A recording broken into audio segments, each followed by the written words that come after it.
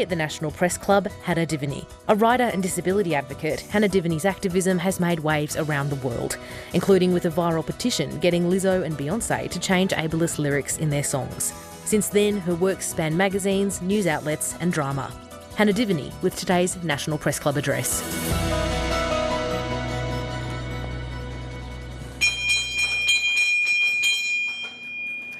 Good afternoon and welcome to the National Press Club Westpac Address. My name is Emma MacDonald and I am the Canberra convener of Women in Media and the Associate Editor of Her Canberra.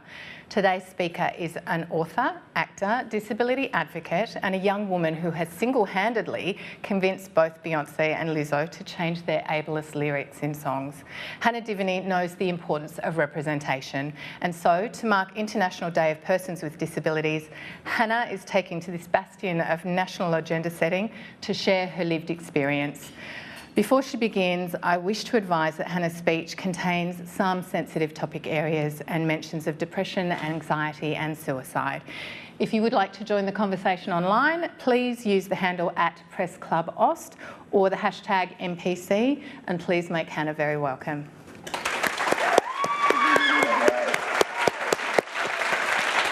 Aww. Thanks, guys. What was I nervous about? This is going to be fine. Okay, is everybody ready? Yes. Strap yourselves in. Before I begin in earnest though, I'd like to take a moment to acknowledge and pay my respects to the Ngunnawal and Ngambri people, the traditional owners of the land on which we meet today, land where sovereignty has never been ceded. We are guests here and that is a privilege, not a right, something we'd all do well to remember coming up to January 26th. This always was and always will be Indigenous land. Now I'm going to go out on a limb and surmise that probably First Nations people have not always felt safe or welcome in this room and what it represents. I hope, at least for the moments I have the microphone, or at least that it's attached to me, you know that there's always room at my table and that I believe deeply in your right to self-determination, however that manifests. I also want to make special mention of any First Nations disabled people out there, because even within our community, they are often left behind. So, hi everyone, I'm Hannah. And when I was born, doctors warned my first-time parents, sitting up the back there, that in the worst-case scenario, I would never walk, feed myself, or talk. The girl who wasn't supposed to speak becomes a woman talking to the nation. It's funny how life works out, isn't it? I can't quite believe I'm sitting here on this stage right now at the National Press Club, a place where so many people of influence throughout the years have been heard and seen. To now be listed among them is surreal.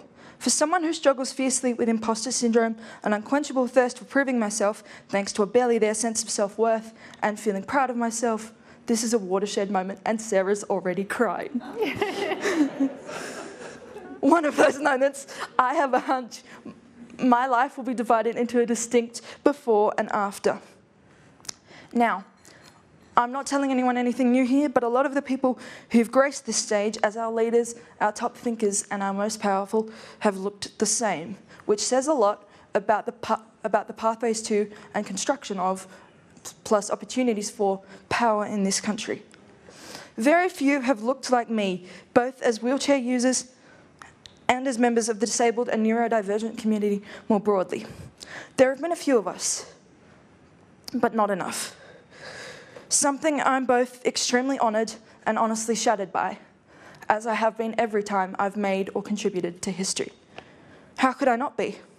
To be one of only a few, hard to find and pin down when the National Press Club has existed as a forum for the past 61 years is deeply disappointing, but honestly, not surprising.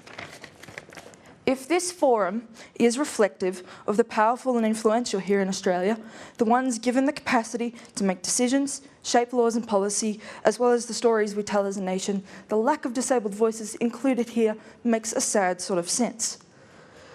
While you were building this, we as a community were collectively silenced, hidden from view, institutionalised and erased. In fact, in some ways, we still are.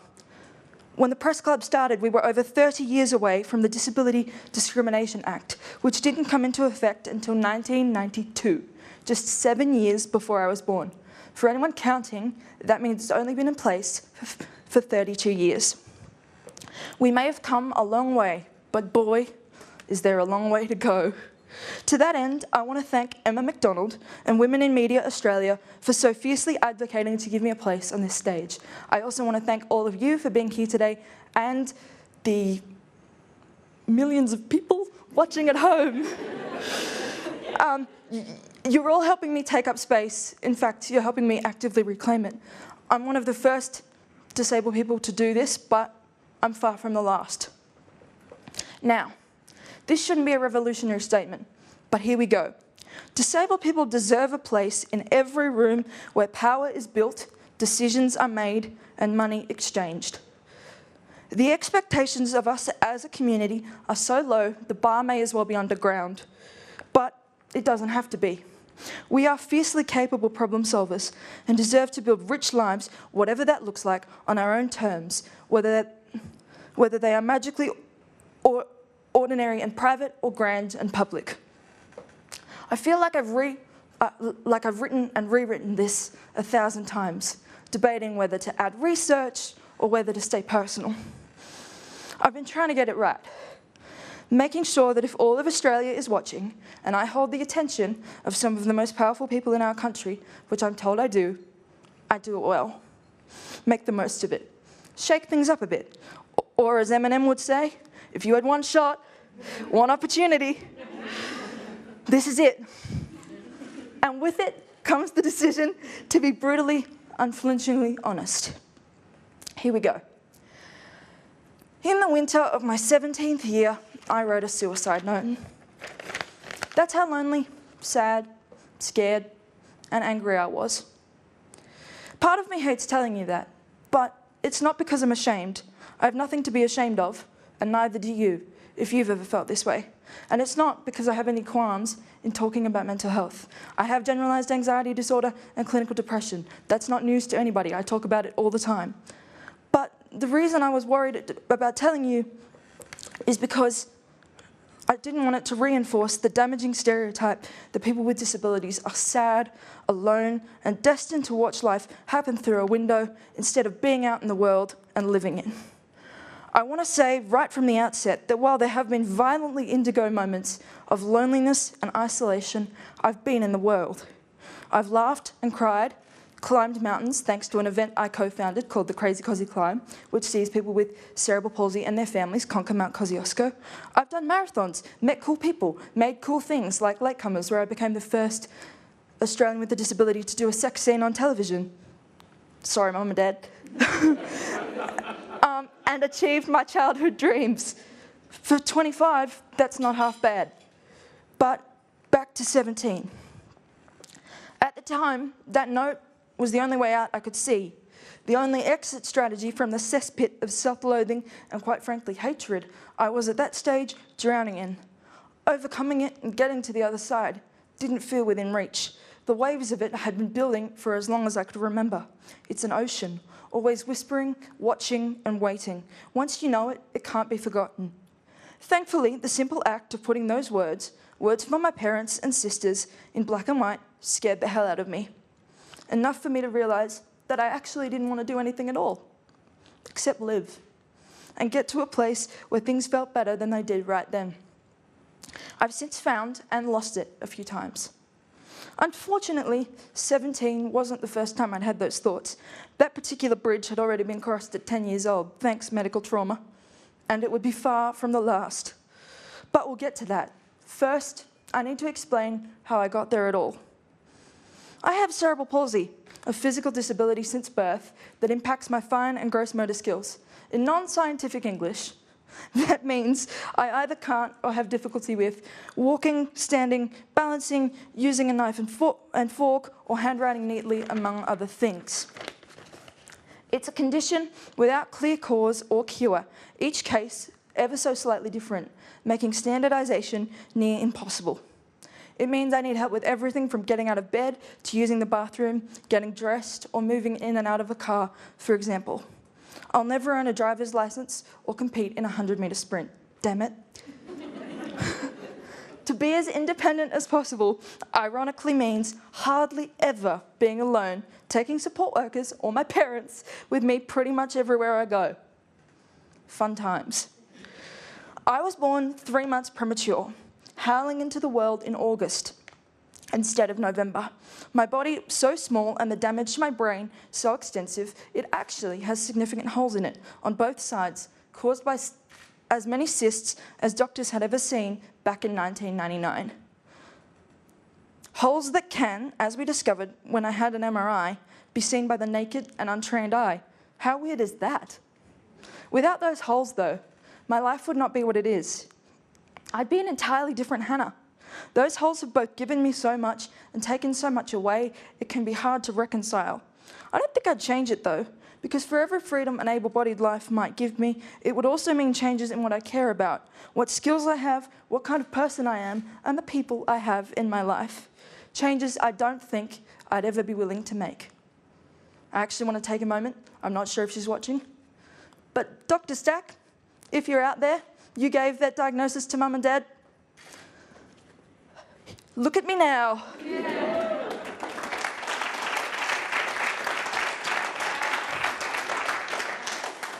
Let's be clear though, while it is largely a combination of extreme luck and twist of circumstance that meant I defied the odds of my initial diagnosis, I would not be nearly as successfully functional as I am without the support of crucial early intervention services.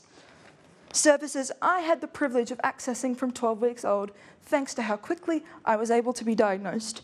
From physios to occupational therapists, speech pathologists, psychologists, social workers, and my ever-resilient mum and dad, who are obviously here today, I had an army behind me.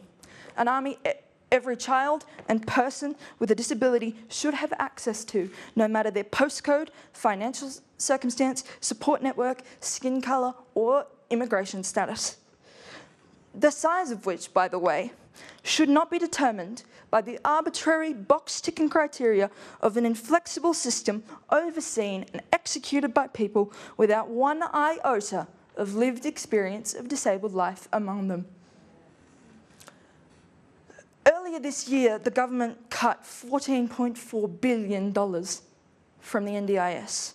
To them, that might have just been numbers, arbitrary figures on a piece of paper. To us, it's our quality of life. It's whether we get to achieve, it's whether we get to live, it's whether we get to be human. With Minister Shorten's retirement, the position of NDIS Minister is open to be filled. It's my fervent hope that someone with lived experience fill that position. Given that there's only one senator in Parliament who has disclosed and has a visible disability, Jordan Steele John, it's my view that position should go to him. However, given the fact he is a Green senator, and that is unlikely to happen based on the way governments are created in this country, here's my suggestion. Both sides, before the election year next year, should decide who their NDIS minister would be if they get into power. And then, from there, that minister should be, I guess, brought into immersion and empathy training that shows them what it's actually like to live with a disability. Because this is not what countless advocates before me bled over building the NDIS for. We need better.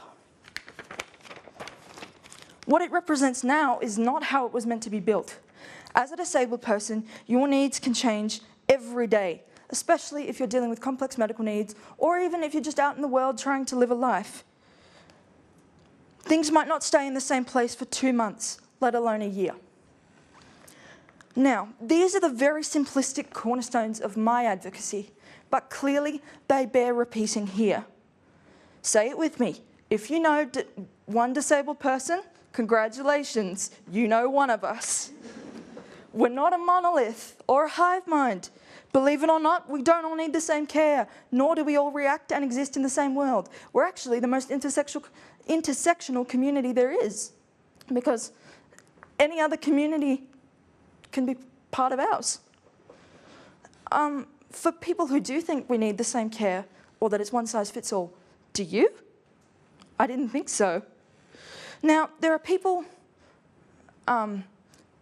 possibly not in this room, but definitely in the building up the road, guilty of using my community like a political football, scoring points against each other in conversations entirely devoid of humanity. To them, I say this, and listen carefully. You don't get to make my life or its possibilities smaller to balance a budget. I'm a person, not a surplus tool. I have dreams, ambitions, and places to be. So get out of my way, because you don't get to take those away. They're mine to own. Well, with that said, I figured out I was different from other kids at the tender age of 3 years old. The first death of my childhood innocence. Too young, according to some, to have pragmatic realism be even a flicker on my radar. But that's what I got for being observant and curious, as so many kids are, more likely to spend time around adults than in the physical play of other kids my age that I struggled to join in on. Well, that and being born marginalised. Kids perceive and internalise a lot more than adults give them credit for, sponges soaking up the good, bad, and ugly. Once you realise something like that, you can't go back, no matter how much you might want to. Instead, I stumbled forward, lurching into questions without answers and a molten hot pit of anger, confusion, and sadness over this part of me I couldn't understand. Anger that solidified every time I went looking for representation as a kid and never found it.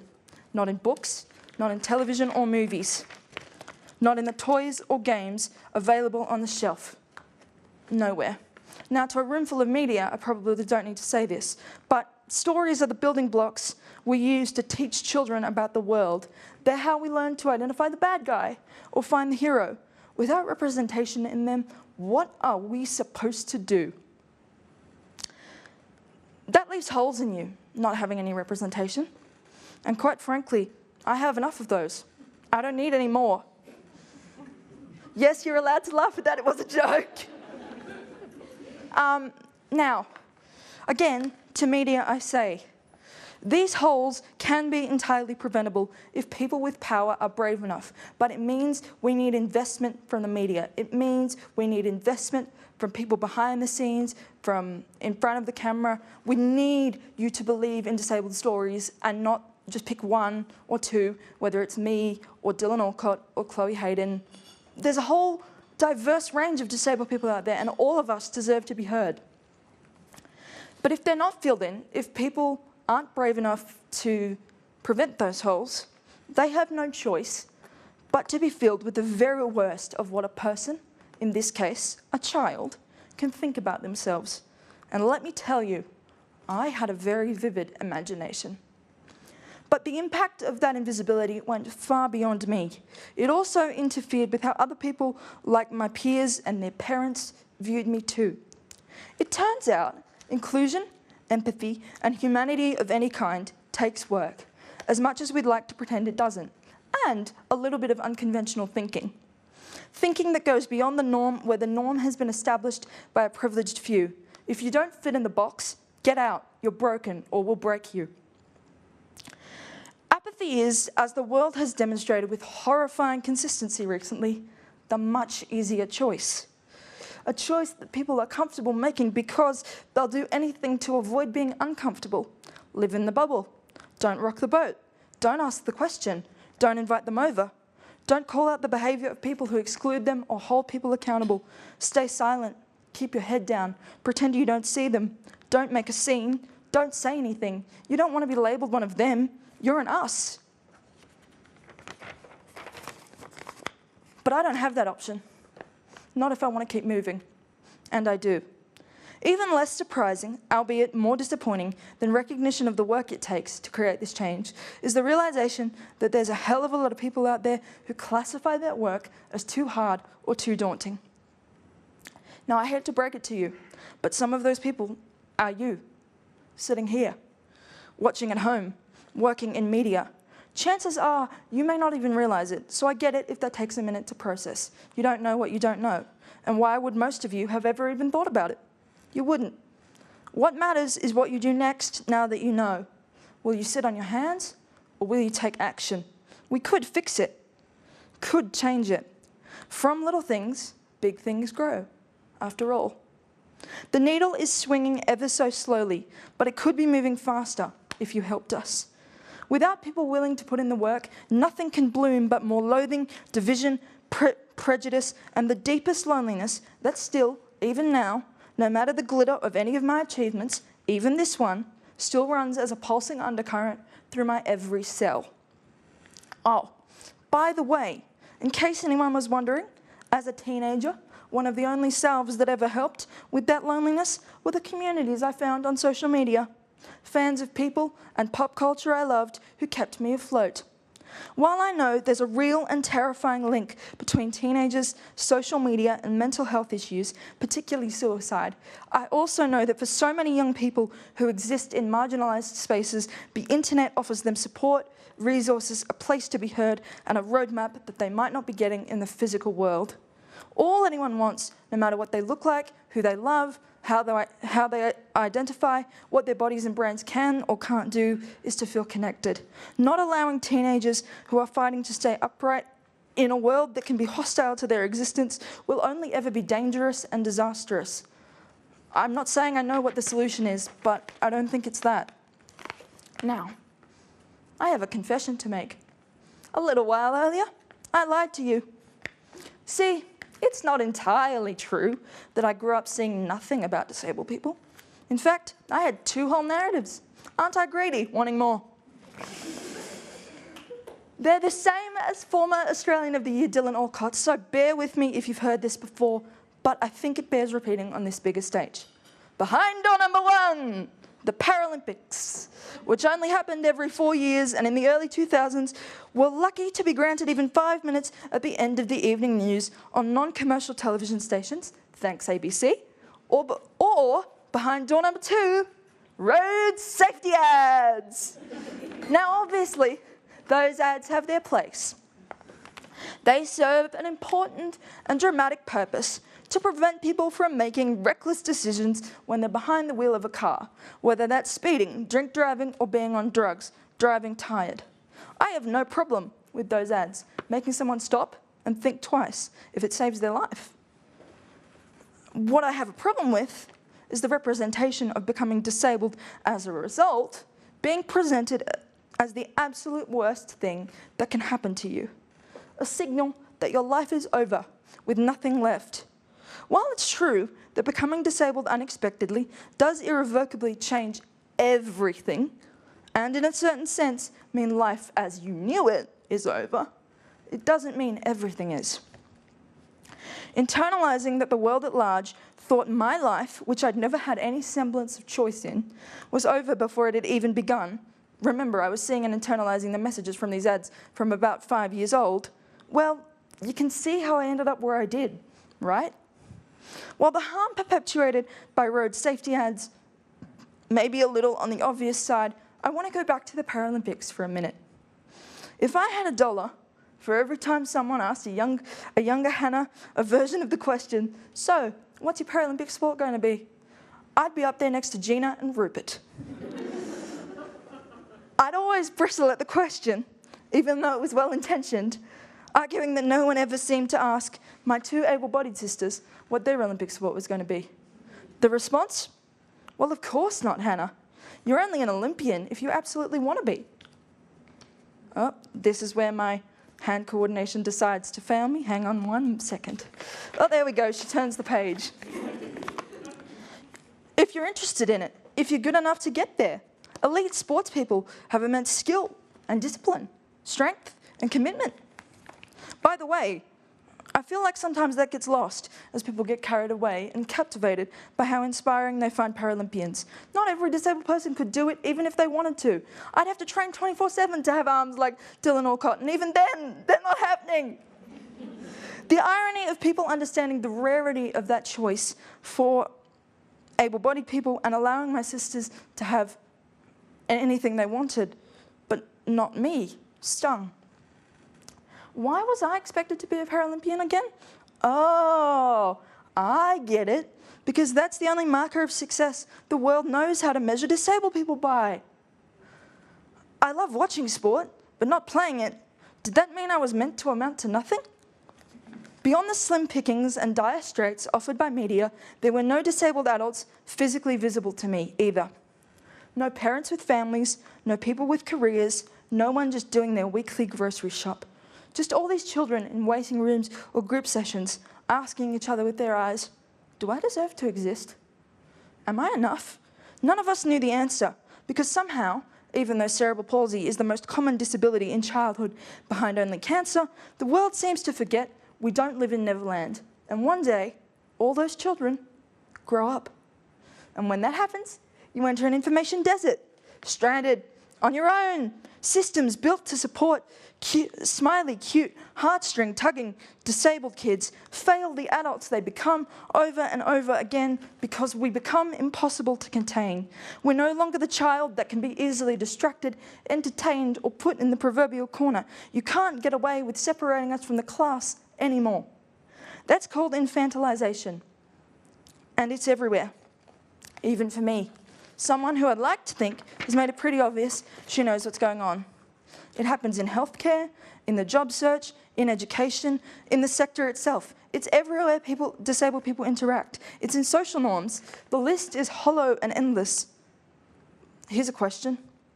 When will I be enough?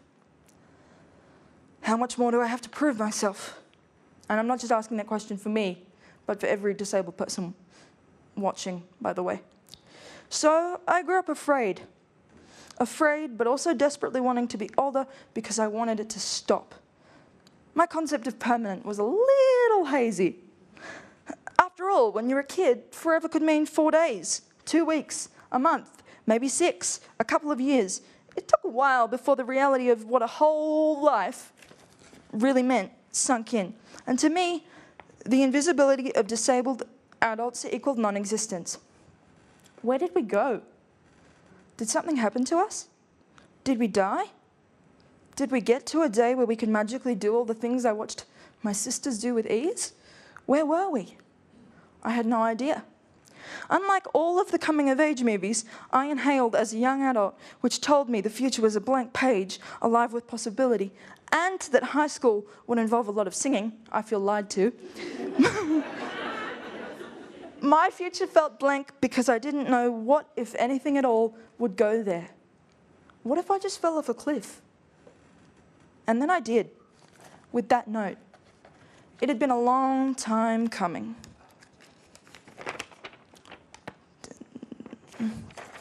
There we go. Sorry guys, motor skills. The red flare of distress before the dam finally broke. We'd been trying to keep leaks patched for years, and my brain went into freefall a few months later. It coincided with my final year of school, the one everyone says determines your entire future. Spoiler alert, it doesn't. And it left me trapped in a fog so deep and disorienting, the only reason I got out of bed was because someone had to do it for me. Thanks, Mum. I sank, unable to call for help or tell anyone what was really wrong. The truth is, I didn't know. It was too many things at once, all of them so loud and cruel they became white noise. I know what they were now because they came back with a vengeance earlier this year. Actually, they've never really left, but sometimes I get to turn the volume down for a minute. I'm still working on finding the mute button for the voice in the back of my head saying, I don't want to be me anymore. I'm too tired. It's too hard. I've had enough. You have to remember, and this will ring true for anyone who belongs to a marginalised community, I've never gotten a break from being disabled, ever. It's my reality, 24/7. I know it might sound silly, but it's like having a full-time job with no breaks and no pay. So it's similar to most media internships, which I know people in here can relate to. It's work to live in a disabled body, to pull yourself out of holes, to exist in a world not built for you, to survive. I wouldn't have if it weren't for the fact that since I was 4, 2 things have been true. The first is that I've had access to therapy and wide-ranging mental health support, which has seen my needs taken seriously and treated with ongoing care consistently over my whole life. The second, if you couldn't already tell, I'm a storyteller. That's always been my escape, my guiding light, the thing my kid brain clung to as giving me worth, the only somewhat effective antidote to that molten lava I was telling you about earlier. My feet might not have been able to dance over floors or get me up a flight of stairs, but my hands, brains, and voice, they can dance over keys. And they have, even if I am only able to use 2 fingers to type. Seriously, guys, hitting the word count for my first book, whew, a collection of personal essays, it felt like doing a marathon. Stories are what convinced me to take up even a skerrick of space in the world. And so far, especially in the last few years, it's paid off pretty well. It's without stories and the rope they gave me to climb out of the hole I mentioned earlier, as well as the ones before and after it, I'd be lost. Stories got me my first job at age 15. My first job in the media at age 15 propelled me to a double degree of arts and international studies at university, which always startled strangers on the train I had to catch. There's those low expectations again. It's put me on the map as an advocate, actress, and writer, a face and voice that I hope is trusted. It's put me on stages, front pages, and given me pieces of history. These last couple of years have been wild dreams, especially for someone who thought her future was blank. Now it's full and bursting, head-spinningly so. The contrast and how quickly it's happened has been like being shot out of a rocket. It still feels too good to be true. We have this joke at home that the snowball just keeps rolling. And every time we expect it to stop, it picks up the pace instead. It's hard to tell at times whether I'm in front of the snowball, trying to stay ahead of it, racing along behind it, or inside the thing, screaming a little as we roll down the hill. The pace at which my life has changed and the magnitude of my ambition, not only for myself, but for the world to do better and be better, put me back in a hole a couple of months ago. But I wasn't alone in there. Sitting alongside me were the little voices that undermine and make me the little girl eating lunch alone in the playground at every turn. The warning signs had been there for a while, but I was busy. Busy being an author and an actor, trying to find work and convince myself that this was actually something I could make viable because I had skill, despite what my brain told me on my worst days that everything so far had been bones I was tossed because they were desperate and couldn't find anyone else. But I was also running a startup media company. The proud, but now former, co-founder, alongside Phoebe Saint-Elin Stocks, hi Phoebe, and editor-in-chief of Missing Perspectives, a global media company dedicated to uplifting and amplifying the voices of women and girls around the world. It's part of a new wave of intersectional media companies, including, but not limited to, my friends at the Daily Oz, 6 News, Z-Feed, Kaleidoscope News, Cheek Media, and Shit You Should Care About. These are only a few that have been built to challenge the media landscape and show that the ignoring of young and intersectional voices is not only morally repugnant, but a perilous business decision and a dangerous political one. Now, when we started Missing Perspectives 3 years ago, we had no idea that would entail working through the resurgence of the Taliban, the war in Ukraine, the systematic dismantling of reproductive rights in the US and the world, a genocide in Gaza, and the consequences of Australia's very own male violence epidemic. Now, I'm sure this number has, unfortunately, gone up since I wrote this. But when I wrote it, 86 women had been killed so far this year, often at the hands of a current or former partner. To put that in perspective, if all of Australia's female MPs at a federal level were in a room together, that would leave only 13 of them alive. And that was just the headline stuff. All of that bubbled away with me studiously ignoring it until not long after the Bondi attack. I started sobbing uncontrollably in the middle of my regular gym session one day and couldn't stop. It was quite disconcerting. Okay, that's not good. The hollow feeling returned and the sinking began. Again, Only this time, I knew what was happening. My future had opened up, but was it sustainable? My brain was hitting eject for all sorts of reasons. Could I handle marinating in the bad news all the time? Did I actually deserve my success? Would I ever not feel lonely? Would I ever be loved by a partner? For the record, contrary to people's popular assumptions, that wouldn't automatically have to be another disabled person, by the way, nor do I necessarily want them to be. Believe it or not, we can be great partners for able-bodied people too. Just watch Latecomers. So, I took a break, which for someone with a brain like mine was a Herculean effort. Almost immediately, my brain started to settle, which for someone who a couple of weeks earlier forced herself to sit downstairs because I didn't trust myself to be alone in my room when there was no one else home, was a big improvement. I couldn't help but think that if things were where they were meant to be, I probably shouldn't be feeling so much relief when not at work. So I came back and made the heartbreaking decision to leave Missing Perspectives. It wasn't an easy or singular decision, but I made it. And so, here we are, in this new chapter, where I am myself, unapologetically, even and especially to my own brain, no matter how much it wants to fight me on that. We're in an era of prioritizing creativity, mental wellness, truth, and following my gut. Some people might even say we're trying to be fearless. It's why I'm on this stage right now. Come on, hands, you've got like a couple more pages.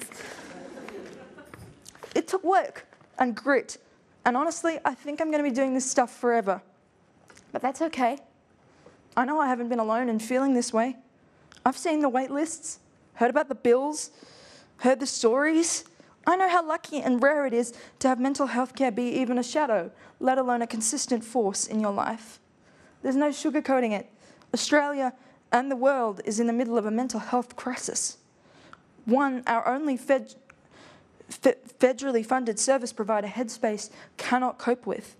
Not with the demand of people whose brains have reached breaking point as they exist in a pandemic because it's still ongoing, fight to put food on the table, watch a genocide play out in real time via the internet, feel safe, feel heard, and cope with the catastrophic havoc of a crumbling climate. When you put it like that, maybe we can all be a little bit easier on ourselves, huh? Oh, well, actually, except for the people, systems, and organisations who have the power to walk us back from the ledge and actively choose not to. And yes, I'm eyeballing the camera right now. They deserve all the heat and pressure we can muster. I hope you'll join me in delivering and disrupting, demanding better, because we can do better. Being as honest as I have with you today, sharing so much of my experience and expertise has been a little terrifying. Actually, a lot. I was more nervous for this than doing that scene in Latecomers. Why? Because I think this is what coming into your power looks like. Finding your voice. And once you do that, you can't go back. But I also needed to do it because I don't want people like me to just have to survive anymore. And I want to expand on that for a minute. As a disabled person, if all you are able to do is get from A to B, that's fine. You are doing more than enough. But I want you to have the option. I don't want anyone else to think that they're not enough exactly as they are, to quieten their voices however they come out, whether we can hear them or they need assistive technology. To shrink their dreams. Go bold. Go big or small, whatever you want, but I want it to be up to you. My mission is leaving the world, not till I'm 139 years old, guys, don't worry.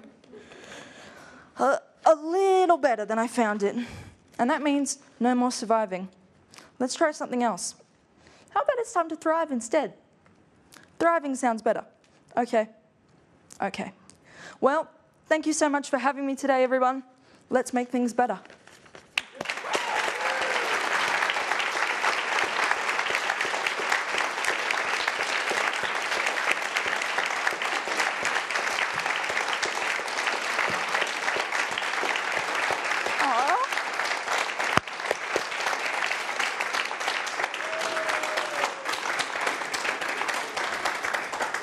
thank goodness that's over.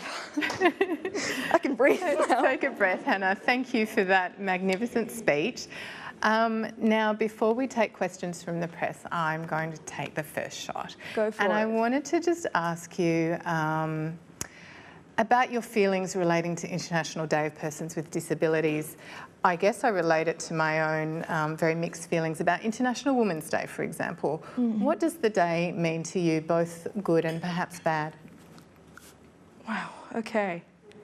So, for anyone who doesn't know, yesterday, December 3rd, was the International Day of Persons with Disabilities. It happens every year. You'd be forgiven for not knowing about it because it's hardly ever covered in mainstream media or online. And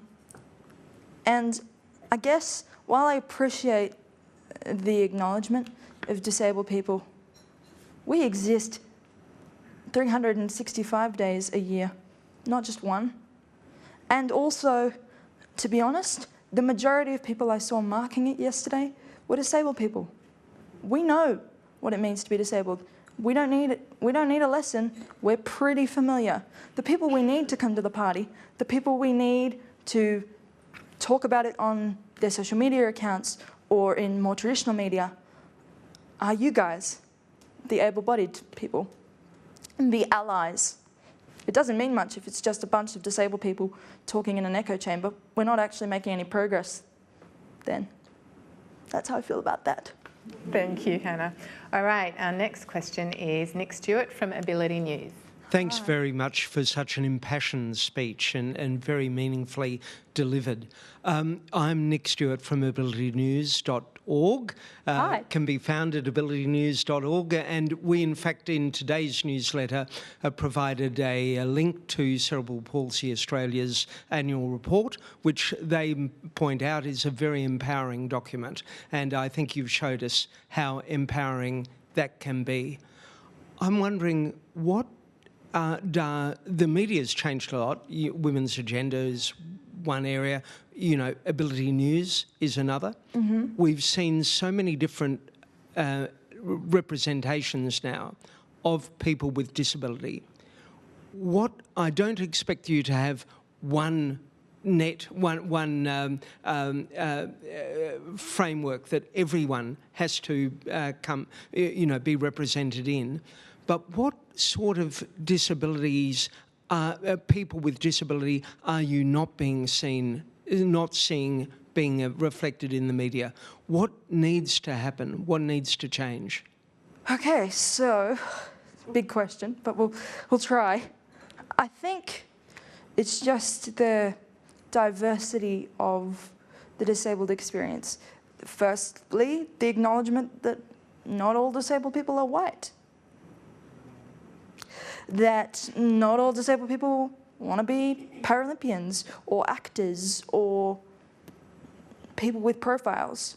Believe it or not, there are more disabled people out there than me, Dylan Alcott, Kurt Fernley, Chloe Hayden, Carly Finlay, etc. Keep listing from the small handful of publicly facing disability advocates that the media regularly seems to choose from. I want there to be more people than me. While I am very grateful for my career as an actor, for example, and I love working and having a job, I'm quite happy to lose a part to someone else because that means there's more than me. So I think it's stuff like that, and it's also being aware that when you are creating stories about disabled people, their disability doesn't have to be where their plotline begins and ends. It can just be part of their character arc. I think that's what I would say. Our next question is Shalila Medoro from ABC. Hi. Hello. Thank you so much for your speech. It was really moving. You started it by expressing some of the limitations on the pathways to power, highlighting the fact that people that take up those really powerful seats at the table all tend to look the same. I was hoping to get some of your thoughts on what could be done to change that for marginalised communities. Whew, you guys are really going out with the big ones, aren't you? I thought that was easy. Oh, of course you did. Well, I think what needs to happen is it involves some of the people who have power being comfortable with sharing it and being comfortable with being like, maybe just because I look like that, my voice isn't the one that should matter here. It involves being a little bit more empathetic, I think, and a little bit less tunnel vision. I think it's also just about giving people opportunities and also making those opportunities meaningful. Like, it's all well and good to employ disabled people, for example, but if you're just letting them in at the entry level, then that's not really changing anything. We need to be in the boardroom too. So you have to kind of be willing to think outside the box and, well, actually, not even really know there is a box, because then you're worried about ticking it. And that's not helpful anymore. It's 2024, we've done that, let's keep moving. Okay, I'm going to steal the next question. It's time to talk about Wicked. Just last month you interviewed Marissa Bodie, who plays Nessa Rose, and is the first disabled woman to play a disabled woman in a major production. Yeah, she's also the first authentically disabled Nessa Rose, even though Wicked has existed as a story for over 2 decades. Yeah. What would it have meant to 10-year-old Hannah, or even a younger Hannah, to have known that and seen that in your own childhood? Oh, 10-year-old Hannah was crying at the Wicked premiere. As soon as she wheeled out on the stage, I was like, and I felt really lucky because obviously I got to meet her and tell her that, and we are both actors. She's obviously in the biggest movie of the year right now, and it's her first ever acting job.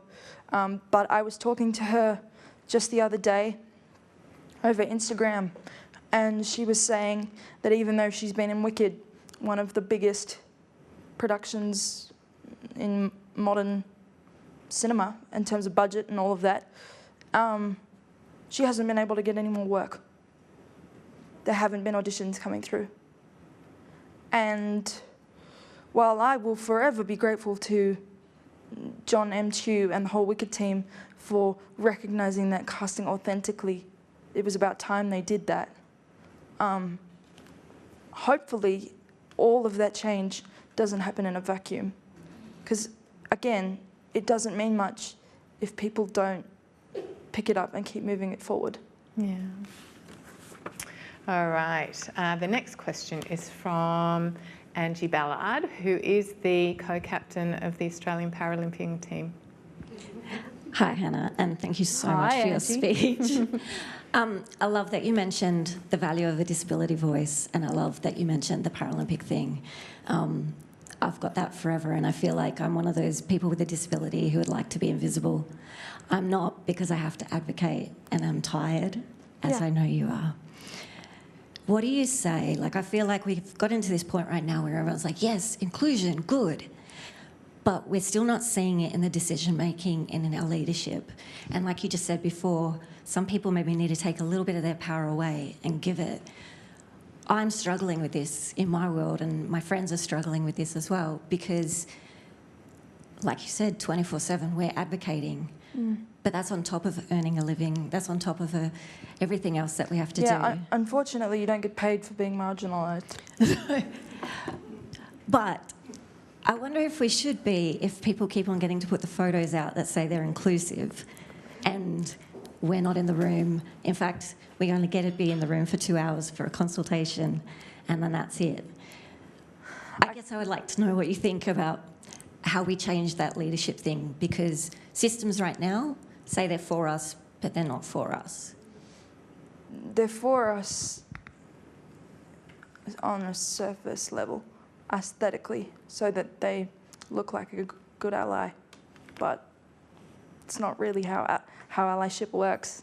That's actually called being performative, and it's really damaging. I think it's so difficult because people have these really entrenched attitudes about disability that they might not even realise they have until they're confronted by you, by me, by anyone else in this room who happens to identify as disabled. And I think while there are lots of forms of bigotry in the world and none of them are completely fixed, we have come a long way in being able to recognise and call out racism and homophobia and all of that. But ableism is one that still kind of slips through. And that's because just the expectations of us are so low. And like I said, they don't need to be. And I think putting value, especially monetary value, on the expertise that someone brings to the table is exactly the same as bringing in a defence analyst to solve a global security issue, or whatever it might be. You don't need a university degree, and sure, we didn't study, but we've done a hell of a lot more than study. We've lived it, and so we need to be compensated for that. Well compensated for that, and it needs to be meaningful. If it's just for show, then we don't want it. No worries. Next question is Sally Pryor from the Canberra Times. Hannah, hi. Thank you so much for an incredibly powerful speech that perfectly encapsulated that all lives are filled with light and shade and everything in between. All lives involve nuance.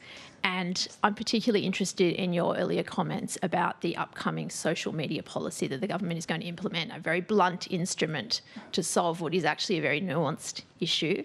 Yes. And you alluded to, or you directly referenced the fact that for people such as yourself and for any socially isolated individuals who are young, that social media is a lifeline and a salve for all kinds of life's problems. You also said that any incoming Minister for Disabilities should undergo empathy training. I'm wondering, why stop at that minister? Why shouldn't they all have empathy and immersion training? No, they should. I was just being... I was just being hyper-specific because, you know, having the NDIS minister have empathy training seems hard enough for them, so I was going for one at a time.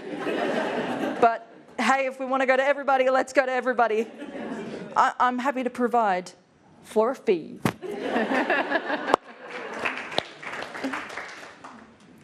Hannah, on the issue of social media, yes. When you first called out Lizzo for ableism in her lyrics, you were quite viciously trolled. And then along comes Beyonce, and there must have been a moment where you thought, am I going to go there again? It's funny you say that, because there was a moment where I distinctly came downstairs and went, Mum, Beyonce's done it now. I have to call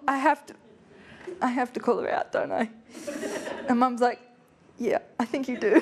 And I was like, but it's gonna get so much worse. I was right, but hey, she changed the lyrics, so who won in the end? You definitely won, Hannah, but tell me, why were you trolled? How bad did it get? Why do you think this happens? So I think if you drew up a bingo card of every insult you could possibly throw at a young woman, disabled or not, most of them would have been marked off by that experience. I had people calling me all sorts of names, words I'm not going to repeat on national television, but probably the most intriguing of the trolls were the ones who were like, you'll never walk. And I was like, I'll never walk alone? Like, are you a Liverpool fan? What's going on here? Like, you think that's news to me? Like, hello? Or like, there'd be people that would send me gifs of pushing wheelchairs off cliffs and stuff like that. I'd be like, oh, that's fun. Cool. Glad life in the basement's going so well for you. I think people get trolled because people are insecure. People don't like it when they don't understand what's going on, or they feel like their place in the world is being moved. or changed, which is why there is still so much resistance to power being shifted and more evenly distributed, because it's uncomfortable. We all want to be the victor at the end of the day. We all want to feel safe in the castle, but that feeling doesn't happen for everybody, and it's not going to. And I think, unfortunately, social media makes people brave. It means that they say things online that they would never say to your face, because if they said it to your face, you'd knock them clean on the floor. Well, maybe not me, but the intent would be there. But I think we just have to try. Yeah, trolling happens because people are insecure. Trolling happens because people are afraid. And I think we have to meet people where they're at. As hard as that sounds, and as much as you might want to scream at someone who has opposing beliefs to you, I think recent events have shown us that a lot more people have what we thought were minority beliefs than the numbers have us believe. And we know that yelling at people like that, or even trying to use logic with people like that, is not working. We've tried it. Every possible version of facts has been used. So I think we just have to meet people where they're at, gently, as much as it might cause us to internally rage, and it puts a lot of extra work on marginalised people and adds to the emotional labour, and I get that. So if you're an ally, please step in and take some of that away from us, because it's not just our load to carry. The only way we're going to get through it is if we carry it together. But yeah, we just have to try and find something we agree on, I guess, and then work backwards from there. Well, I think Beyonce agreed with you, but I also acknowledge that it would have taken a lot of courage to actually think, I have to say it. I cannot stay silent. Well, yeah, but too many times, you keep it in rather than saying. I think it's also important to point out that for Beyonce and Lizzo, they are both marginalised women. They both know the impact of having other words hurled at them that are hurtful or uncomfortable.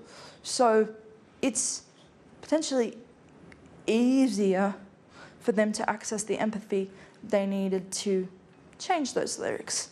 Someone like Tom Brady, for example, who a few weeks ago used the same slur in a sports broadcast, does not have that same reaction because he doesn't need to. It doesn't affect him. Indeed. Our next question is Melissa Code from the Mandarin. Hi Hannah, thanks for your talk. Recently, Women in Media had an event in Canberra which talked about burnout and the incidence of burnout for women in media. And yes, some of what you shared sounded like burnout, a particularly sensitive, empathetic, caring person who understands the world through their lived experience and by imagining how other people feel. On the point of self-preservation, if this is your new chapter of living fearlessly, what would you go back and tell your younger self about maybe not always blasting every scenario with the firepower that you have, or taking a step back? I don't know if I'd change it, because if I hadn't blasted the firepower, I wouldn't be here right now. And I think for me, as exhausting as it has been, it has also been necessary. And what's made it less exhausting are the messages I get from young people, the messages I get from parents of disabled children, the people who show up for me in so many ways. And I think in some ways that helps balance the burnout. I need to get better at self-preservation because I'm terrible at it. I am fundamentally allergic to relaxing, but I am going to try. I'm probably not going to get it right because my brain isn't naturally geared that way. But I think I would just tell myself to take a breath and to also not expect more from other people, but have them take up their share of the load as well, which is a lot scarier than it sounds. Thank you. Next question is Courtney Barrett-Peters from the ABC. Hi Hannah, big fan of your social media work. Fangirling. There's been a lot of backlash about a lack of consultation with people with lived experience based off the NDIS cuts. Do you think there should be consultations with people living with disabilities before a new NDIS minister is elected? Yes, I do. And I also think it's so interesting that this bill was able to go ahead despite the opposition of it from every major disability advocacy organisation pretty much in the country. Like, if you're not going to listen to us, but you want to use words like consultation or co-design, what's the point of that? Like, just using the word isn't enough. You can say co-design as many times as you like, but you didn't. So, yes, to answer that question, yes, I think there needs to be a huge range of consultation, not just from people who look like me, people who can articulate the way I can, but across the entire spectrum of disabilities. Because again, I can only speak from my lived experience. I'm not a spokesperson for the entirety of the disabled community. Okay, and the final question is coming from, dun, dun, dun. From award-winning social entrepreneur, Nip Wijerekarma. Hi Hannah, thank you so much. I run a florist that employs people with disabilities. Yay! We're also an NDIS provider, but I have to preface and say we're a good one, I swear. It's all right, I believe you. The NDIS, it's a bit of a dumpster fire, if I'm allowed to say that. You are. I suppose, you spoke about standardisation. I sit in plan reviews and they talk about cutting funding on the weekends and stuff like that to afford weekday supports because the disabilities disappear on the weekends, apparently, when there's penalty rates. Do they? Yeah. Yeah. That should be fun for Saturday night. Something that I just, wholeheartedly disagree with, and I'm sure everyone does.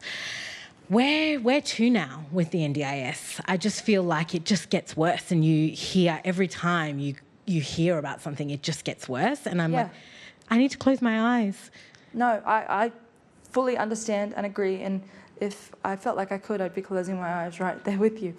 But by virtue of being on this stage, I don't think that's an option. So, to be honest, I'm not sure where the NDIS goes from here. Part of me wonders if we need to find something new, because this has just gotten so convoluted and overblown and out of control in the way that able-bodied people with power seem to think that they can control disabled people like little figurines on a chessboard or something. And as for what you were saying about the weekdays and weekends and all of that, I would challenge, in fact, I will challenge all of Parliament to find an NDIS plan and live to the constraints of that. I would love to see that too. Because once you do that, you're not going to be taking stuff away. And you're not going to be going, oh, you're too expensive. I'm trying to live my life. Last time I checked, your life doesn't have a price tag. Yeah. So why should mine? Yeah. Thank you. Thank you.